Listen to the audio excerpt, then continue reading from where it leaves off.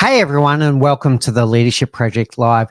Today's topic is going to be on what it takes to break away from a fixed mindset and go to a growth mindset based on the work of the amazing Carol Dweck. And we're going to unpack that today. And please stay tuned to the end because I'm going to share with you one word that can change the way you look at yourself and look at the world.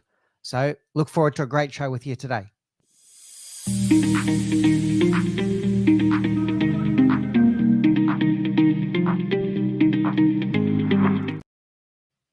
So welcome back to the Leadership Project Live. So that is today's topic, the topic of fixed mindset versus growth mindset and working through the work of Carol Dweck. And I'm going to share with you at the end that one word that can change the way that you see yourself and see the world around you. So please do make sure that you stay to the end. Now, we are live streaming. We're live streaming out to LinkedIn Live, to YouTube and Facebook. So thank you for everyone that's joining us. If you do have some questions or comments that you'd like to share, please do go ahead and share those as we go through it. But without any further ado, I don't want to keep you holding. Let's get into this great concept around fixed mindset versus growth mindset. So the first thing I want to share with you is that your mindset is everything. Your mindset is everything. It impacts the way you see the world, and it impacts whether you enjoy your life, whether you see yourself positively, and it also impacts the results that you achieve. If you're trying to change your life, if you're trying to improve your position, the way that you enjoy life and thrive, a new mindset is what's going to be needed. Because there's nothing that's more powerful than the story we tell ourselves in our own mind. This is the thing that determines whether we're successful, whether we're enjoying our endeavors, and whether we're projecting ourselves in the way that we would be proud. So the story that we keep on telling ourselves in our own mind is so powerful in terms of our results, but also in terms of our own contentment, in terms of joy, in terms of whether we're finding any passion in our life. And when we talk about these things, we talk about a few different mindsets. So we will talk about your own mindset. And that's what I want you to focus most on today. Your own mindset. Take a look in the mirror. Think about your own mindset and where you might fit on some of the continuums that we talk about today with a fixed mindset versus a growth mindset. But there's also other people around you. So you might have a team member. If you're a team leader, you might have a team member who struggles with some of these mindsets. Or it could be a close friend or a family member that you see fall into some of the traps that we're going to talk about today. And when we get to the practical tips on how you can overcome a fixed mindset and move towards a growth mindset, you might look to do these things yourself, or you might look to do that with other people, a friend, a family member, or a team member. There's also a collective mindset. And this could be the collective mindset of your team, the ones that you work with most often, or it could be the collective mindset of your inner circle of friends. How do you see the world? Because we do become the sum of the people that we spend most of our time with. So is the collective mindset of your closest in a group also a positive one and one based on a growth mindset? When we talk about these mindsets, and we had a show last week where we went into a lot of the differences between the victim mindset and the creator mindset. We spoke about spheres of control, spheres of influence. We embraced stoicism, and we used some very powerful stoicism quotes last week. So if you missed last week's show, you can still watch the replay. We went through that topic last week. We're also in future shows going to go through things like resilience and whether your own fears and limiting beliefs are what are holding you back. But for today's topic, we will focus on this thing called a fixed mindset versus growth mindset, what it means, what you can do, practically do to move yourself on that continuum. And as mentioned at the very end of the show, I'm going to share with you one really powerful word that can change the way you see yourself and the way you see the world. So let's get into it. What is the difference between a fixed mindset and a growth mindset? And I'm going to share with you a small excerpt from Carol Dweck's work, her book on mindset. And we'll start hearing from Carol and then we'll unpack what she says. To figure out how kids coped with challenge, I gave 10-year-olds some problems that were a little too difficult for them. Some of them reacted in a shockingly positive way. They said things like, "I love a challenge," or "I was hoping this would be informative." They understood that their abilities could grow through their hard work. They had what I call a growth mindset. But other children, for them it was tragic, catastrophic. From their more fixed mindset perspective, their core intelligence had been tested and devastated. So there we have it, hearing directly from Carol Dweck herself. So Carol is the author of this book called Mindset that we'll be going through today. We'll be going through the core concepts that are in this book and this thought around the fixed mindset and the growth mindset. I love listening to Carol talk. I love her presentation style. She's quite humorous. I also love hearing the stories of those amazing kids, those kids that are able to see the world differently to what we maybe allow ourselves as adults to forget the inner child that might have been curious, that might have been out there looking to move the world. And we find that we get ourselves wrapped around societal expectations and we worry too much about what others might think of us. And as adults, we start to change the way that we see ourselves and change the way we see the world. So one of my challenges to you today is to get back to that inner child and think about what your 12-year-old self or your 13-year-old self might have thought about some of the challenges that Carol was talking about there. So if we unpack it a little bit more, the key concept here around fixed mindset is you would have that concept that you're either naturally good at something or you're just not, that you're born with talent, that it's innate, that you're either good at that activity, whether it's tennis or public speaking or business, and you're either good at it or you're not good at it. That is the hallmark of a fixed mindset. For a fixed mindset person, they often find that failure is catastrophic and they'll often drop their bundle. And if they fail an exam or they try something once and they're not good at it, they get into the point where if at first you don't succeed, never try again, which is such a limiting thought pattern to have, but it's one that we can easily fall into the trap of. The challenge here, or the difference with a growth mindset, is the thought that abilities can grow through hard work. So if I don't know how to do something now, or if I'm not good at it, through hard work, I can progressively get better at it.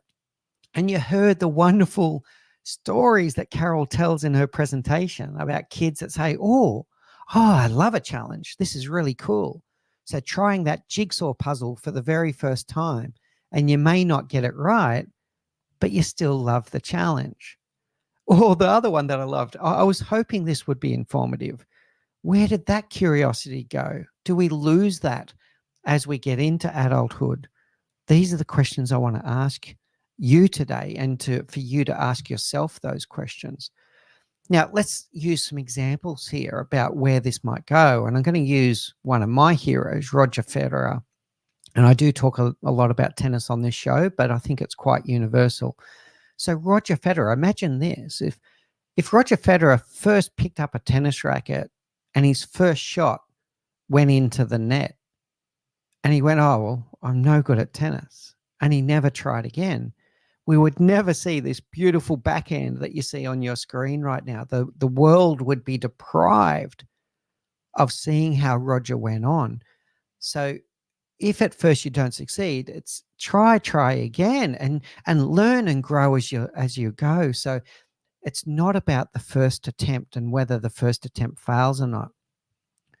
Another trap or another example might be an example of learning the piano. And I'm going to come back to this learning the piano metaphor at least one more time in today's show as well.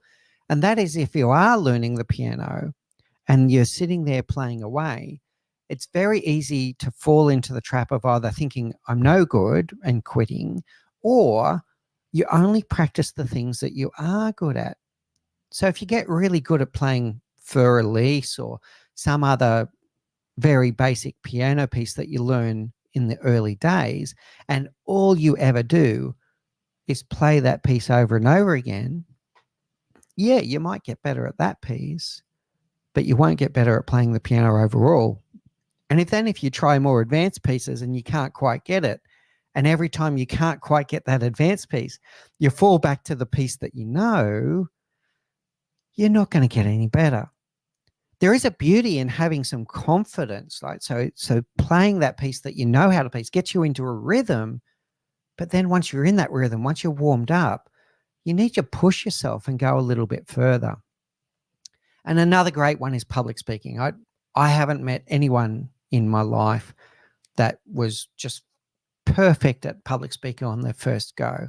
In fact, all public speaking, let's say, top of their game public speakers are all people that work on their craft every day. They don't even just get to the top and just stay there. They're always working to perfect their craft.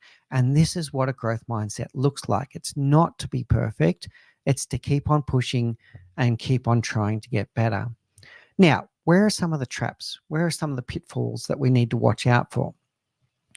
This one's a big call out for parents, but you could equally apply this into any situation. And that is to watch out for what we call toxic positivity. So toxic positivity is when someone gets praised for their intelligence, or they get praised for being good at something without actually looking at the effort that went into it. So you get the situation where no one's telling anyone what they need to work on. They're just saying, oh, you're so good, you're so good, you're so good.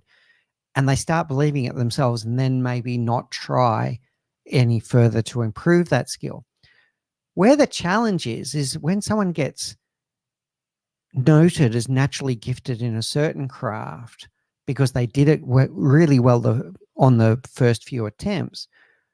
When they try other things that they may not be as good at and they don't get that same praise, then they might drop their bundle. So we have to be really careful with the way that we praise people. We need to make sure that it's very positive. That's fine. But we need to also make sure it's constructive and that it's true. Otherwise, we can fall into some of these traps. And I see some of this in society today. The next trap to watch out for is to stop comparing yourself to someone else's mastery. So you might be at the start of your game and you're trying to compare yourself to someone else that's been doing that thing for 8 years, 9 years, 10 years, or their entire career. So if you're new to public speaking, don't compare yourself to Barack Obama in your first few public speeches. It's just not going to be a fair comparison, and it may completely demotivate you. I'll go a step further here and say, don't even compare yourself to someone else's messy middle, because that other person is also a work in progress. The person that you should be comparing yourself is yourself. Compare yourself to yourself yesterday. And am I improving? And where am I improving? And how am I improving? What parts are getting better? What parts are not getting better? So you're paying attention and you're looking to get 1% better each day. And when we do get 1% better each day over a year, that adds up to a 3,700% improvement in 1 year. Compounded 365 days of 1% improvements, and you won't recognize yourself. So the person you should compare yourself is yourself, and compare yourself to yourself yesterday. Now, here are some practical tips, and we're building up towards that one word that can help you rethink the way you see yourself and the way that you see the world. The first tip is to embrace curiosity. Embracing curiosity. So you don't just go in there and try something blindly, you go in there, you try something, and then you get curious about what worked and what didn't work. Why didn't it work? And the more that you can get curious and unpack something, the more you understand the why, the better you're going to get at these things. The second tip is to embrace competitiveness, but once again, competitiveness against yourself. So if you did an exam and you got 45% in that exam this time, push yourself to see if you can get 60% next time, 75% the time after. So competing against yourself.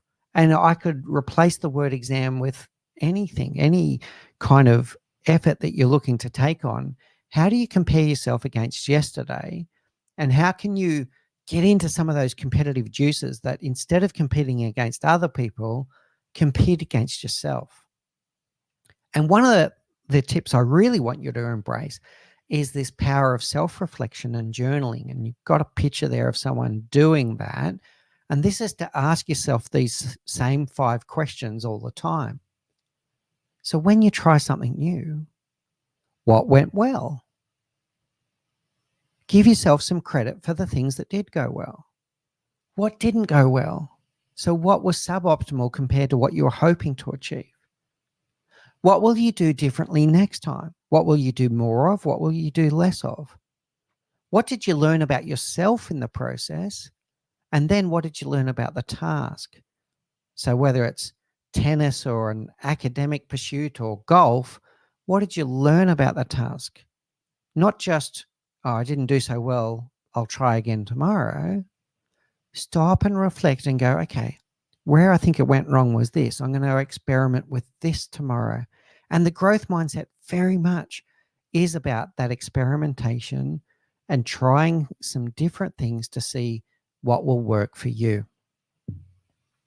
The next tip is to get out of your comfort zone. So great things happen just the other side of your comfort zone, not miles away, just the other side. And I can compare this to going to the gym and trying to build up your muscles. If you go to the gym every day and you just lift the same weight, you won't see a lot of change. By adding a little bit more weight or more repetitions every day, you'll start to build those muscles. And this growth mindset is just like a muscle. We need to stretch it. We need to push it to the boundaries where we can see that growth and not just be stagnated. Now, let me go to another tennis example here.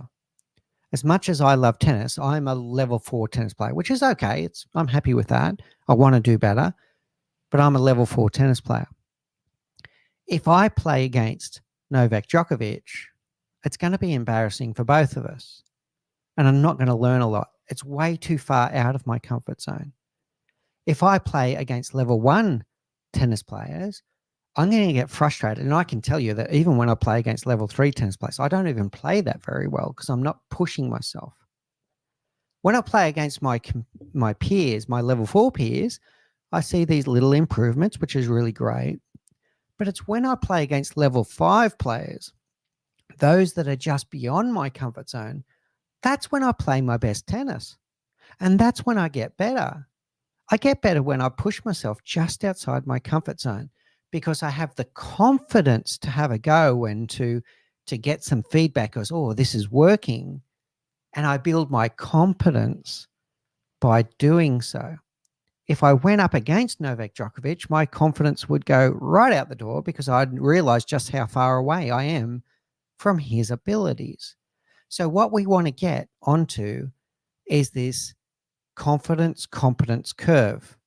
So where we're looking to push ourselves that little bit further at a time, but to get the confidence that, oh, wow, that worked.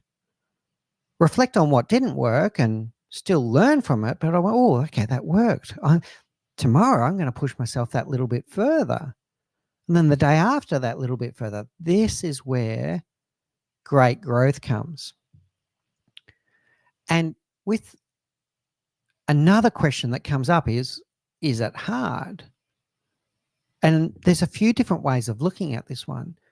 On the personal front, if you're finding that it's not hard, there's a good chance that you're not growing. You're either staying stagnant or you might even be going backwards. If it is hard, you're going to find that you'll grow just by pushing yourself beyond your comfort zone. The other aspect of is it hard is to think about the other people around you. And it can be a very natural thing to fall into the tendency of seeing someone else do something and they find it so natural and so easy to think, oh, that was just natural talent. But what you didn't see is all the work that they put in to make it look that easy. And this comes to the concept of Robert Greene's work around mastery and this thought around the 10,000 hours that if you put 10,000 hours into something, you can develop mastery if you do it the right way and you learn and grow as you progress.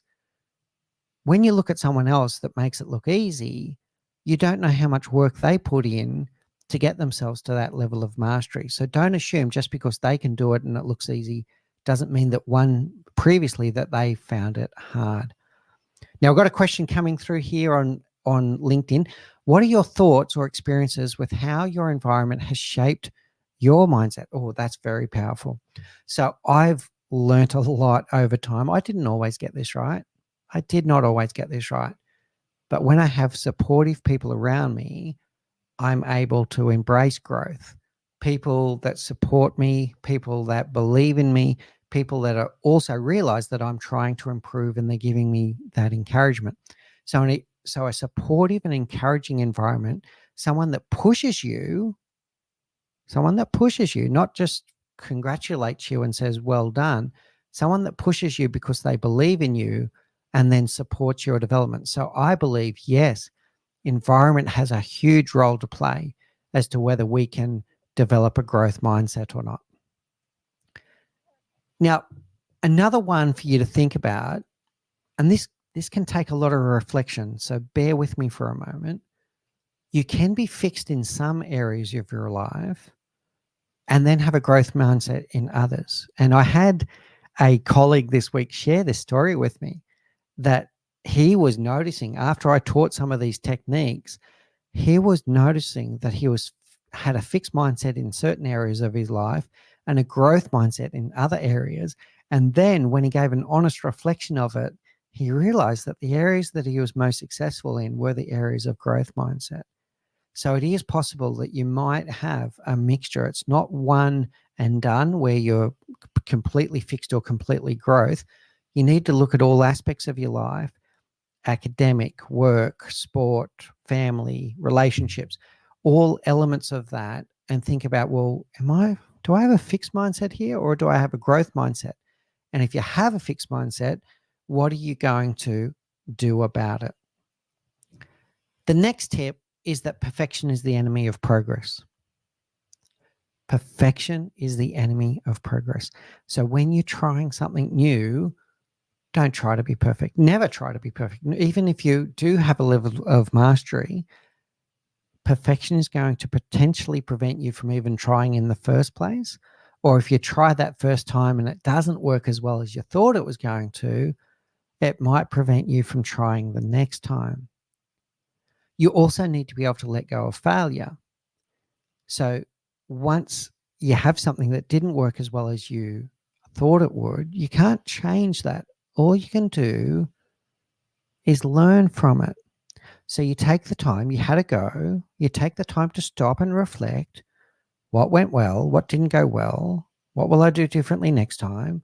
What did I learn about myself? What did I learn about the task? And then once you've processed that, let it go, because you can't change it. You can only change what you do from this moment onwards. To come back to Roger Federer again, I saw a wonderful video from him this week where even though Roger won 80% of all of his matches in his career, he openly admitted that he only won 54% of the points that he played. So an 80% winning record, but on individual points, he only won 54% of the points. So that tells you that potentially the greatest tennis player of all time didn't win every single point in his career. But the difference between the champions, Federer, Djokovic, Nadal, And let's say the rest of them is their ability to let that point go, to learn from it and go, okay, my forehand didn't quite work on that point. What am I going to do differently next point? But then they put that point behind them and focus on the point that's right in front of them right now. So you need to be able to learn from failure and quickly let go of failure, even to the point of laughing at yourself if you need to. So if you make what seems like a silly mistake, that's okay too. Just laugh it off, learn from it, and go again. Now, we're warming up towards that one powerful word that can change the way you see yourself and the way that you see the world. As we go towards that, I'm going to introduce you to this concept of power of reframing. We mentioned this in last week's show as well. The reframing I want you to embrace this time is we're going to shift from I'm not good at topic X, I'm not good at tennis, I'm not good at golf, I'm not good at public speaking, I'm not good at giving feedback, whatever it is that you have a limiting belief about. And you can reframe this to I'm working on my ability to play golf. I'm working on my ability to give feedback. I'm working on my ability to public speak. This is a powerful reframing. Move away from I'm not good at something to I am working on something. So here's the moment that you've all been waiting for. What is this powerful word that we can use that makes us rethink the way that we see ourselves and the way we see the world? Similar in this powerful reframing, instead of going, I'm not good at this or I don't know how to do this, the powerful word that we all need to embrace is the word yet. So move away from I'm not good at tennis, I'm not good at public speaking, I don't know how to play golf, to I'm not good at tennis yet, I'm not good at public speaking yet, I don't know how to play golf yet. And if you embrace this powerful 3-letter word, you can really start seeing your own progress and your own identity and how you fit in the world in a much better way. We are all works in progress, every single one of us, even those ones that you admire and that you put on a pedestal. Every single one of us is a work in progress. So there you have it. That's our topic for this week, the difference between a fixed mindset and a growth mindset. A fixed mindset is someone that really believes that you're either good at something or you're not, whereas someone with a growth mindset fundamentally believes that you can put in the work and you can progressively get better at something. And it's the people with the growth mindset that go on to have incredible success in the world. Now, join us for the next live stream where we're going to go in to unpacking this concept called fear and limiting beliefs. Thanks for your time today.